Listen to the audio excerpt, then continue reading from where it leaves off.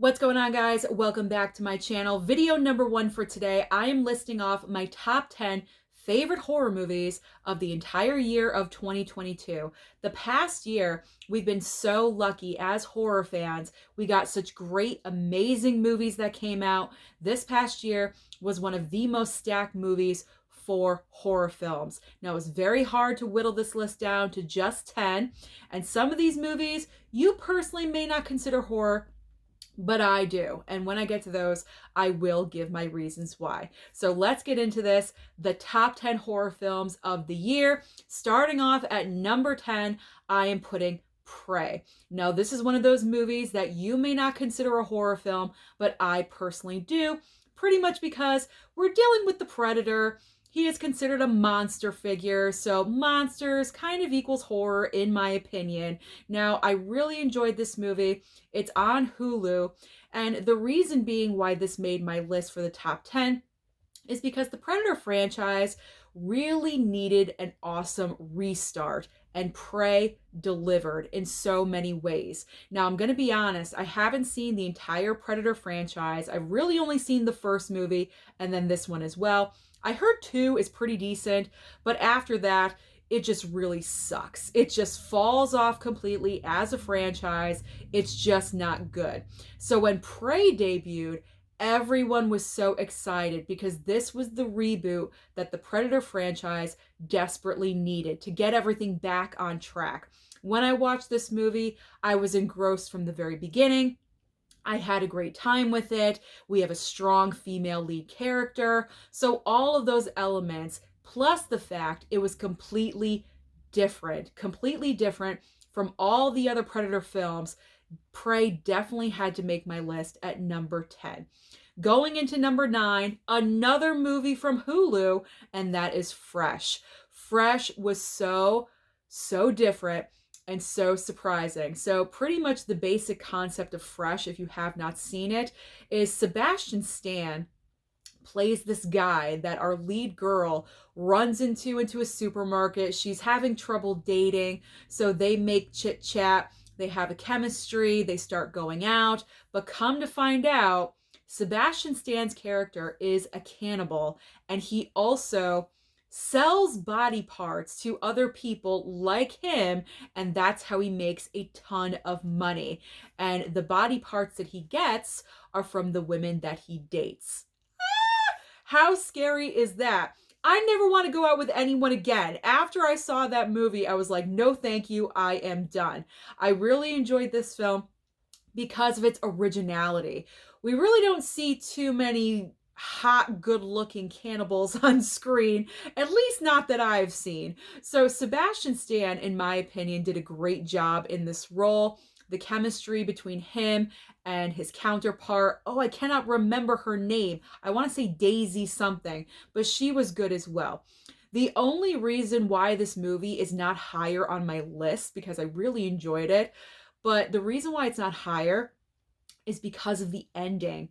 Very cliched ending. You have such a great original start, great original concept for this movie, but then the ending, you fall into a cliche. So because of that reason, it is down the list at number 9, but it still made the top 10, so that's really not that bad.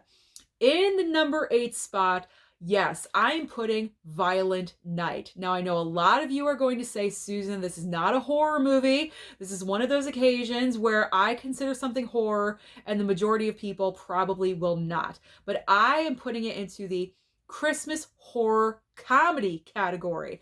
That is a very specific subgenre, but it does exist in the horror genre. But I went to the theater, obviously, to see Violent Night. I had a great time with it. David Harbour is the appeal of this movie, let's be honest. I enjoy David Harbour. I think he's great.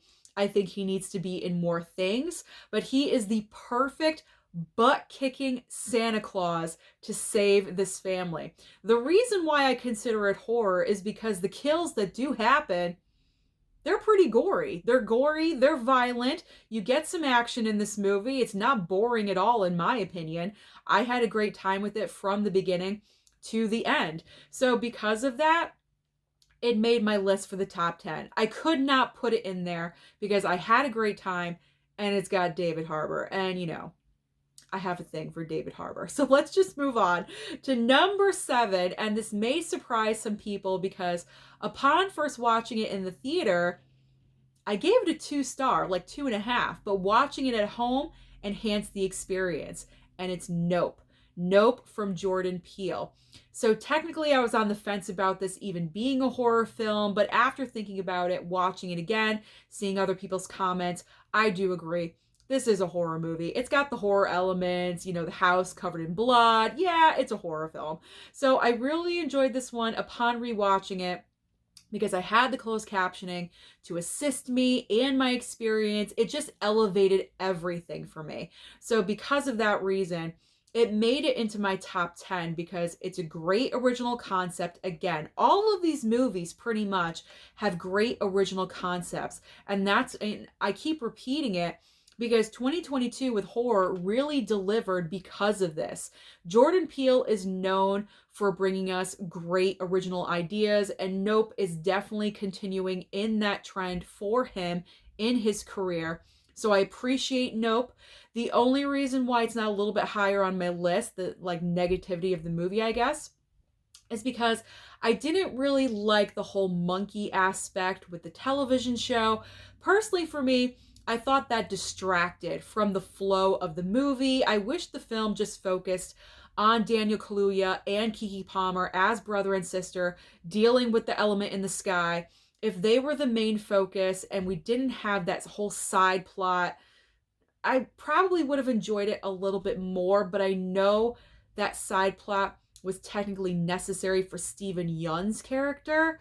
But if Jordan Peele could have thought of a way to leave the TV show out of it and to just have Steven Yeun's character in the film still, it would have been better. The movie would have flowed better for me and it would have enhanced the experience even more.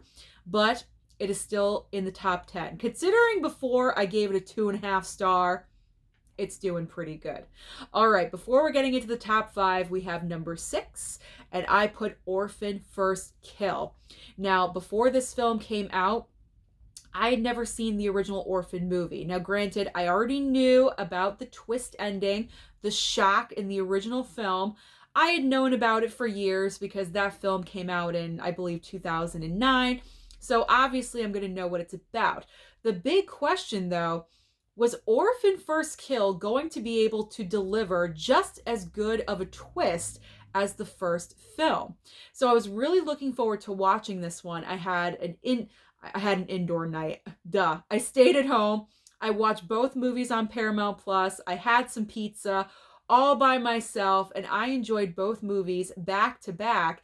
And I gotta say, Orphan First Kill delivered a great twist. Not as good as the original. Obviously, that one's iconic. In the horror genre, the Orphan twist is iconic.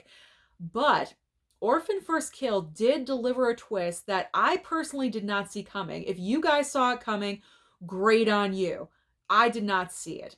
But what's even better is that they had to de-age the actress playing Esther. But what they did it practically. They didn't use CGI or anything with computers. Everything that they did was practical, and I really enjoyed that aspect.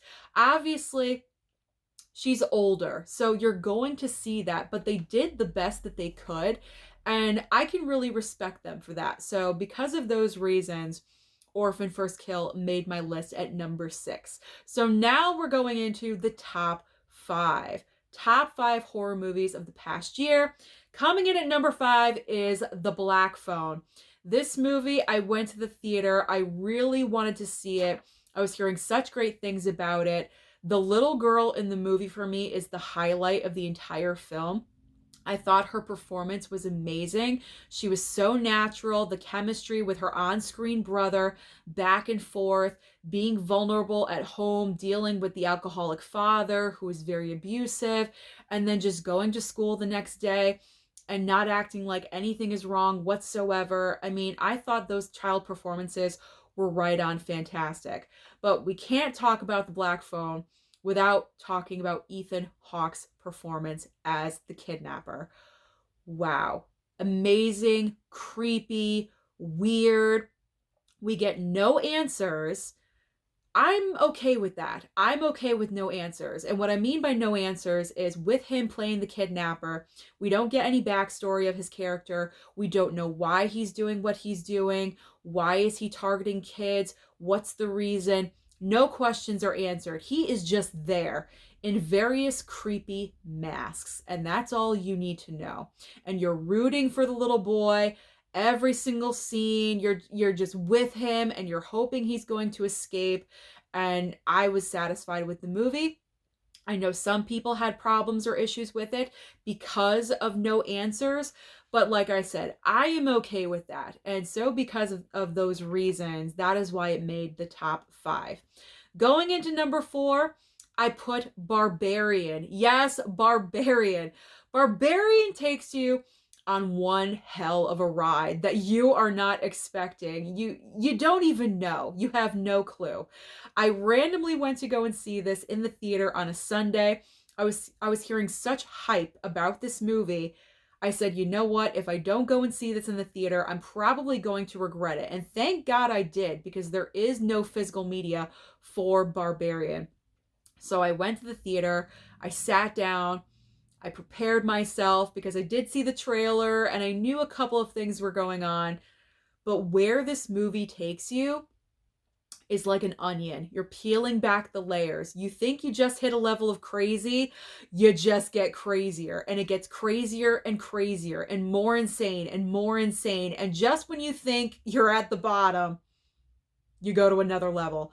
Barbarian is just weird, but it is so good. I really enjoyed this movie. I thought it was one of the best original concepts of the year. I just had a great time with it. I know I'm probably saying this for every movie, but I can't help it. The horror movies were so strong this year. All right, number 3. Putting my list down. I don't need any more. Number 3 on my list is Pearl, the sequel to the movie X by Ty West. The reason this is so high on my list is based off of Mia Goth's performance. Mia Goth in the movie Pearl is so amazing. She deserves to be recognized during award season. I know she's been nominated for a few award shows, mainly independent, here and there. But honestly, I would nominate her for an Oscar because her performance, especially the last like 20 minutes of that movie where she delivers a 15-20 minute monologue. Wow. She is or not 20 minute, like 5 minute. Sorry, I got confused with my numbers. She delivers about a 5-minute monologue that is absolutely just amazing, incredible. I have not seen a performance like this the entire year. She is the movie. She's in every single scene of this movie, and she is just so incredible. She knows this character backwards, forwards, and sideways. She knows exactly how to portray her on the screen, and it's just incredible to watch. If you appreciate acting performances like I do, you have to watch Pearl. But not only because of her acting, the movie is gorgeous to look at. The way they filmed it in Technicolor, all of the colors in this movie just pop off the screen. Kind of looks like the Wizard of Oz on crack, just a little bit, in my opinion. The red, the blues, the greens, where it was filmed. I believe they filmed this in New Zealand. And that is beautiful greenery over there. I know that. And it just is amazing. There's no 4K available for this film. You don't need it. The Blu-ray is just fine. So Pearl, fantastic. Loved it. Going into number 2, the runner-up on my list. This may surprise a lot of you because I love this franchise so much.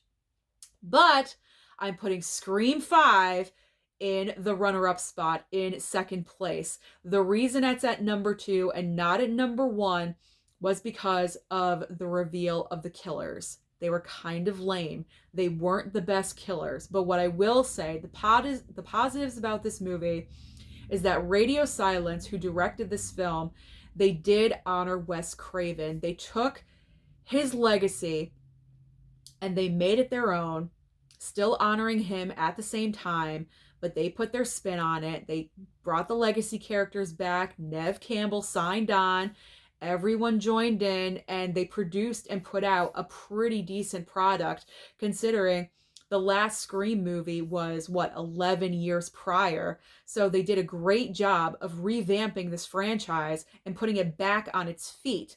But what I love the most is that these kills were gory. They had some great kills. They were brave. Did they make sense a lot of the time? No, not really. There's holes here and there, of course. It's a horror film. You have to expand your mind just a little bit.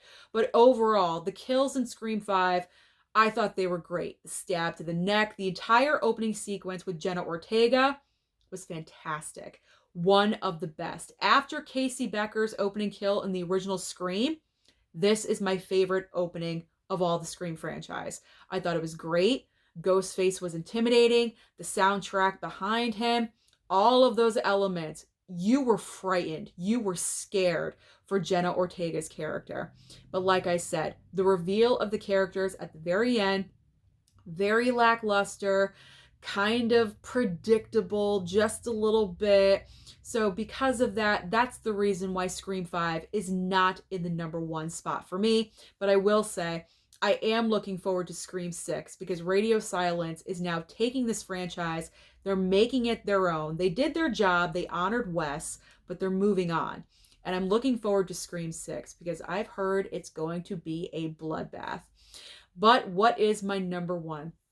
My number one favorite horror movie of the entire year of 2022, it is, if I have Pearl, I gotta have X. X, surprisingly, is my number one favorite horror film of the entire year.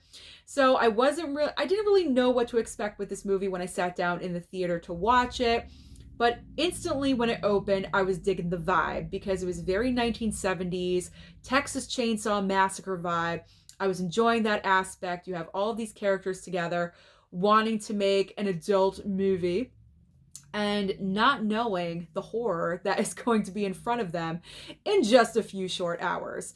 I love Brittany Snow's performance. I thought she was definitely the highlight of the movie. Personally, the best role she's ever done. Everything I've seen Brittany Snow in, she's very like the goody blonde, but in this film, she obviously is an adult film star, and she's just putting it all out there. So I just really, and she's got a great kill. She's got a great kill in the movie, probably one of the best of the entire film. Jenna Ortega is in this movie as well. God, 2022 was her year, but she wasn't in the film. She wasn't very prominent, obviously, as Brittany Snow and as Mia Goth is, but she was still in there. She had a great kill as well. This was what was great about X. Fantastic kills. You had great kills, original kills. Now I know this movie is a little funky with the old couple storyline. Obviously Pearl, we do not really know much about her in this movie. But what shocked me the most was that I had no idea that Mia Goth was playing the older woman as well as her character. And sometimes they're in one, I think there was one or two scenes that they were together, her two separate characters at the same time. I thought that was incredible. The makeup was amazing. I could not see any resemblance of Mia Goth whatsoever in that older lady character. So Mia did an incredible, amazing job. The kills are great. The horror aspect, the vibe, everything was working for me for the movie X. So that is the reason why X is the number one horror film for me of the entire year of 2022. Whew! Be proud of me. I did this all in one take, guys, and that never happens. So let me know down below in the comments what was your favorite number one horror film of the entire year of 2022. Don't forget to like and subscribe before you leave, and I'll see you next time.